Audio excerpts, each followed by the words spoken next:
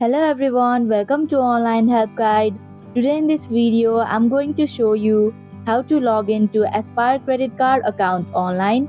So without any further ado, let's get started. First, open up a web browser. Now in the search bar, type in www.aspire.com.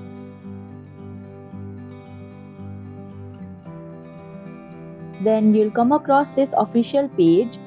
Scroll down and here you can see My Account option. Click on it. Here, type in your username associated with your account and your valid password.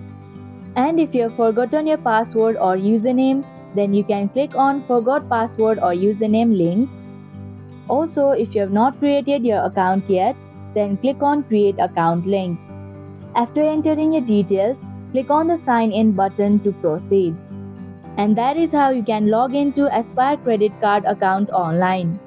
Thank you for watching Online Help Guide.